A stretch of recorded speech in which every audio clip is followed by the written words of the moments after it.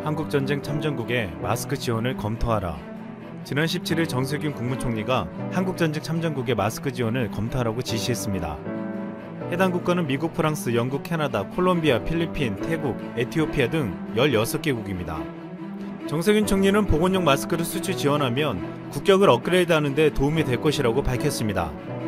다만 국내 여론이 수용해야 마스크 해외 지원을 추진한다는 기본적인 방침을 정했습니다. 마스크 수급이 안정을 찾긴 했지만 섣불리 해외에 대량 반출했다가는 또다시 어려운 상황을 맞이할 수 있기 때문입니다. 최근 들어 한국의 마스크 공급이 점점 안정적으로 이루어지고 있습니다. 20일부터는 떨어져 사는 가족의 공적 마스크도 구매할 수 있게 해주며 점점 구매 조건을 완화시키고 있습니다.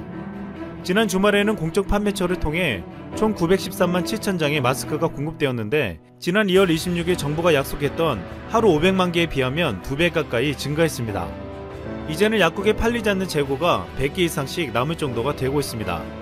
공급량을 뒷받침하는 국내 일일 마스크 생산량도 3월 초 1000만 개에서 현재 1200만 개 수준으로 늘어났습니다. 이 중 80%인 900만 장 정도가 정책적 수요자에게 공급되며 300만 개가 민간 판매처로 팔리게 됩니다. 계산상 하루 300만 개까지 수출이 가능해진 것입니다. 또한 이달 말부터는 하루 1500만 개가 생산되고 조달청이 확보한 재고도 현재 수천만 개에 달한다고 알려져 있습니다. 한국이 마스크를 수출할 수도 있다는 발표는 많은 나라에게 가뭄의 단비 같은 소식이 되고 있습니다. 전 세계적으로 마스크가 절대적으로 부족하기 때문입니다. 사태 초기 마스크를 쓸 필요가 없다고 주장했던 미국과 유럽에서는 이제는 마스크를 쓰라고 말하고 있습니다. 마스크를 쓰는 것이 바이러스 차단에 효과가 있다는 것이 입증되었기 때문입니다. 유럽에서 가장 먼저 마스크 착용을 의무화한 오스트리아는 4월 2일 시행하기 전에는 하루 확진자가 418명이었으나 열흘이 지난 12일부터는 100건대로 줄었고 결국 최근 100건 미만으로 확진이 줄어든 결과를 보여주었습니다. 미국에서 가장 피해가 큰 뉴욕주에서는 마스크 착용을 의무화하고 있고 이탈리아와 독일 일부 지역에서도 마스크 착용을 의무화했습니다. 봉쇄령을 내렸던 이스라엘과 싱가포르도 최근 확진자가 급격히 늘자 마스크 착용을 의무화하고 있습니다. 건강한 사람은 마스크를 쓸 필요가 없다고 입장을 고수해온 영국에서도 지금 마스크 착용 의무화에 대한 논의가 이루어지고 있습니다. 아직도 일반인에게 마스크 착용을 권유하지 않는 프랑스의 방침에 그르노블 매니지먼트 스쿨 사테텐 교수가 놀라운 폭로를 한 바 있습니다. 프랑스가 한국처럼 마스크를 권장하지 않는 이유는 실제로는 프랑스가 마스크를 제작 생산해 국민들에게 공급할 능력이 안 되기 때문이라는 것이었습니다. 그는 프랑스가 한국처럼 국민들에게 마스크를 사용하게 했다면 현재와 같이 계엄령 수준의 전면적 통행 금지와 모든 상업시설 폐쇄와 같은 극단적인 조치는 하지 않을 수도 있었다고 지적했습니다. 지난 4월 10일 프랑스의 보도 전문 채널 LCI가 보도한 바에 따르면 프랑스 국민의 76%가 마스크 착용과 관련해서 정부가 국민을 상대로 거짓말을 하고 있다고 믿고 있다고 했습니다.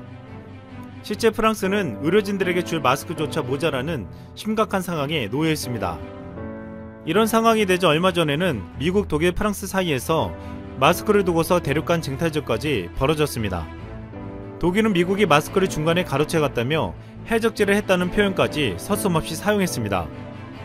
유럽의 선진국에서 마스크를 구하기가 힘든 것은 마스크를 쓰는 것을 터부시하는 문화 때문에 유럽의 마스크 생산시설 자체가 없기 때문입니다. 이 때문에 대부분을 외국에서 수입해야 하는데 수요가 너무 많아 제때 공급받기가 쉽지 않고 있습니다. 국민들에게 마스크를 쓰라고 말하고 있지만 정부가 마스크를 공급해줄 수 없는 상황에 놓인 것입니다. 또한 대부분의 마스크를 수출하는 중국산 마스크 품질에 하자가 논란이 되면서 대규모 리콜 사태가 연이어 터지고 있습니다. 이런 상황에서 중국산과는 비교가 되지 않을 정도로 세계 최고의 품질을 자랑하는 KF94 한국산 마스크를 수입할 수만 있다면 최소한 이들 나라의 의료진들은 마스크 없이 환자를 보게 되는 위험에서 벗어날 수 있을 것으로 보고 있습니다. 특히 우선적으로 수출하겠다는 한국전의 참전국들은 가장 빨리 마스크를 공급받을 수 있을 것으로 전망되고 있습니다. 지금 유럽이나 미국 못지않게 확진자가 폭발적으로 증가하고 있는 일본의 상황은 끔찍할 정도가 되고 있습니다. 지난 16일 일본의 한 대형마트에서 시민들이 달려들어 마스크 쟁탈전을 벌이는 한 장면이 포착되었습니다. 영상 속 시민들은 상자 속에서 무작위로 마스크를 쓸어 담았습니다. 이 영상은 400만 건 이상 조회되는 등 SNS상에서 큰 화제가 되었습니다. 지난 17일 나고야시에서는 주차된 차량에서 유리창을 깨고서 마스크 20장을 훔쳐가는 도난사고도 벌어졌습니다. 일본 경찰은 이에 외부에 보이는 곳에 마스크를 두지 말고 집에 보관하라고 호소하고 있습니다. 이 장면은 그 어느 나라보다 질서를 지킨다는 일본에서 지금 벌어지고 있는 모습을 단적으로 보여주고 있습니다. 그동안 아베 정권의 말을 믿고 따랐던 일본 국민들은 이제서야 배신감을 느끼며 생명의 위협에 아수라장이 되어가고 있습니다. 최근 일본 내에서 확산세가 점점 심화되자 마스크를 사는 것이 불가능해지고 있습니다. 일본 군마현의 소비생활센터에서는 마스크 가격이 2.5배가 된다거나 어디를 가도 살 수 없다는 상담이 줄을 잇고 있다고 했습니다. 이 같은 현상은 일본 내에서 최근 긴급선포가 전국에 내려지는 등 방역 경각심이 높아진 가운데 공급이 수요를 따르지 못하기 때문이라고 분석되고 있습니다. 앞서 일본 정부는 가구당 1000마스크 2장씩 배포 계획을 알리면서 지난달 월 6억 장가량의 마스크 공급이 있었고 4월에는 7억 장이 넘는 공급을 할 것이라고 밝혔습니다. 현지 매체 동양경제는 평상시 월간 마스크 수요는 계절에 따라 1억에서 4억 개 수준이라며 현재 수요가 평상시 10배에서 30배가 되고 있다는 점을 감안하면 월간 10억에서 30억 장이 공급돼도 부족 현상이 해소되지 않을 수 있다고 말했습니다. 이런 건데 아베가 5천억을 들여서 전 국민에게 배포한다는 1000마스크는 아베노 마스크라고 불리며 곳곳에서 문제를 드러내고 있습니다. 유흥시설과 복지시설 등에서 먼저 마스크를 받은 이들은 마스크가 작아서 말할 때 끈이 풀어진다, 귀가 아프다, 빨면 줄어든다 등의 문제를 제기했다고 마이니치 신문이 보도한 바 있습니다. 그런데 이보다 더 큰 문제는 마스크 안에서 이상한 것들이 발견되고 있는 것입니다. 일본 정부가 임산부를 위해 배포를 시작한 1000마스크 중 일부에 오염물질이 묻어있는 등 불량품이 발견됐다고 NHK가 19일 보도했습니다. 보도에 따르면 이달 17일까지 일본 정부가 제공한 임산부용 1000마스크 중 일부에서 오염물이 묻어있다, 머리카락이나 먼지가 들어있다는 등의 보고가 이어졌다고 했습니다. 요양원에 배포된 마스크에서도 머리카락이 들어있었고 심지어 초중고교학교에 전달된 마스크에서는 벌레가 들어있기도 했습니다. 이 같은 상황이 되자 5천억을 들여서 한 대응 정책이 고작 이것이냐며 아베 정권은 크게 비판받고 있습니다. 최근 아베 정권의 감염병 대응에 대한 비판이 80%가 넘어섰고 아베 내각 지지율도 지지하지 않는다는 응답이 42%로 나타나 1년 1개월 만에 처음으로 지지한다는 응답을 추월했습니다. 일본 언론들은 정권 기반이 위험하다고 보도하고 있고 자민당에서는 아베 6월 퇴진설도 나오고 있습니다. 이런 상황이 되자 일본의 한 기자는 아베를 추방하고 한국의 고개를 숙이자는 주장까지 하고 나왔습니다. 아사히신문 전기자 사토 아키라는 지난 17일 트위터를 통해 진실을 말하고자 한다며 일본이 살 수 있는 길은 아베를 추방하고 야마모토 타로 또는 이시바 시게루를 총리에 임명하는 것이라고 주장했습니다. 야마모토 타로와 이시바 시게루는 일본에서 대표적인 친한파로 이번 감염병 위기에서도 일본은 한국의 도움을 받아야 한다고 했습니다.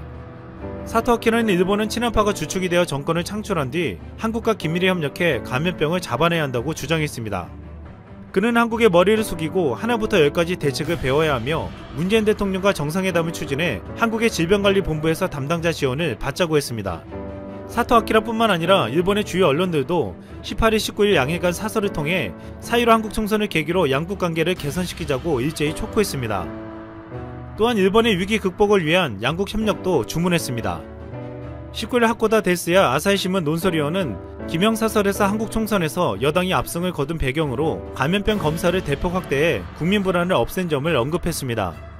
그는 약 1개월 전에 한국의 진단 방식에 쓴웃음을 짓던 일본 당국자의 어조가 완전히 달라졌다며 일본이 진심으로 검사를 확대하기로 한다면 이웃 국가가 큰 참고가 될 것이라고 말했습니다. 또한 양국 경제인들은 진단키트를 포함한 의료기구를 한국에서 일본에 들여올 수 없을지 분주히 움직이고 있다며 바이러스의 국경은 없다, 역사 및 영토 문제는 더더욱 있을 리 없다며 협력을 촉구했습니다. 니혼게이자이 신문은 두 나라가 해외에서 감염병을 피해 귀국을 희망하는 양국 국민을 위해 공동으로 전세기를 수배하고 상대국 전세기에 자국민을 탑승시킨 사례를 부각시켰습니다.